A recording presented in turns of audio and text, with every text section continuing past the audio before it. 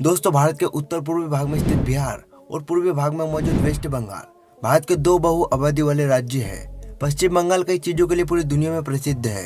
यह राज्य हिमालय की पहाड़ियों से लेकर बंगाल की खाड़ी तक फैला है। दुनिया के सबसे बड़े मैनग्रोव जंगल भी इस राज्य में मौजूद है। पश्चिम बंगाल अपने भाषा, कल्चर और व्यवहार के लिए खास तौर पर जाना जाता है। इसके अलावा और भी बहुत सी चीजें हैं जो पश्चिम बंगाल को बहुत ही खास बनाती है।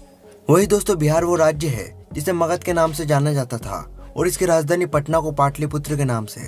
बिहार का इतिहास उतना ही पुराना है जितना भारत का।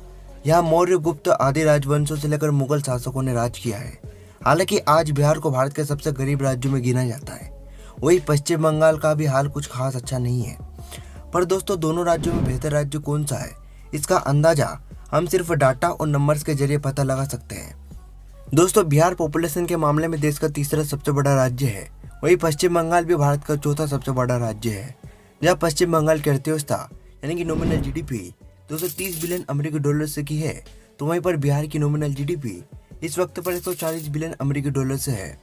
इसके अलावा ह्यूमन डेवलपमेंट इंडेक्स में भी बिहार वेस्ट बंगाल से काफी पीछे है।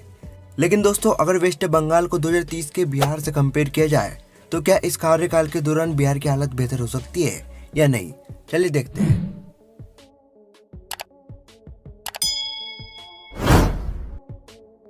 अगर दोस्तों बात फ्यूचर की करें तो 2023 से 2030 तक बहुत सी ऐसी चीजें होंगी जो काफी हद तक बदल चुकी होगी, पर कुछ चीजें ऐसी भी होगी जो वैसी की वैसी ही रहेगी।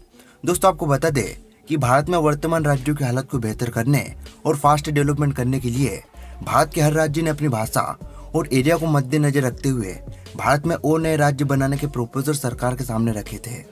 इसलिए अगर इंडियन पार्लियामेंट इस प्रपोजल को एक्सेप्ट और सबमिट करती है और भारत में और नए राज्य बनाती है तो फिर बिहार और पश्चिम बंगाल भी अपनी अधिक पॉपुलेशन या फिर भाषा के आधार पर बढ़ सकते हैं। इसलिए इस सिचुएशन में डाटा फेल हो सकता है, पर ज्यादा चांसेस है कि 2030 तक ऐसा होना मुश्किल है।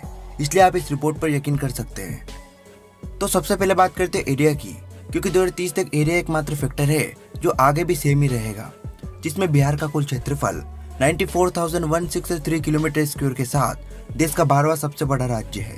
वही पश्चिम बंगाल अपने 88,752 किलोमीटर स्क्वायर के साथ देश का 13वां सबसे बड़ा राज्य है। लिटरेसी रेट यानी कि साक्षरता दर की बात करें तो दोस्तों, बिहार और पश्चिम बंगाल भारत के सबसे कम साक्षरता दर वाले राज्यों में शामिल है, जिसका कारण यहाँ की अधिक जनसंख्या है। हालांकि इन 7 सालों में यानी कि 2030 तक इनके लिटरेसी रेट में अच्छी खासी बढ़ोतरी देखने को मिल सकती है।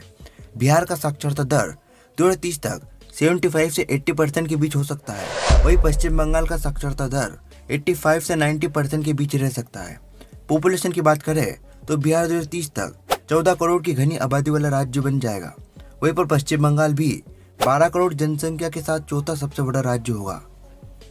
लेकिन सबसे ज्यादा बदलाव अगर किसी चीज में होगा तो वो इन राज्यों की अर्थव्यवस्था। जैसे अभी बिहार की इकोनॉमी 140 बिलियन अमेरिकी डॉलर से की है और पश्चिम बंगाल की 230 बिलियन डॉलर से की। इसलिए अगर कम से कम भी डाटा को लेकर चले तो बिहार की अर्थव्यवस्था 2030 तक अप्रोक्स 250 बिलियन अमेरिकी डॉलर से की बन जाएगी। वही पश्चिम बंगाल 2030 तक 550 बिलियन की एक बड़ी अर्थव्यवस्था होगा।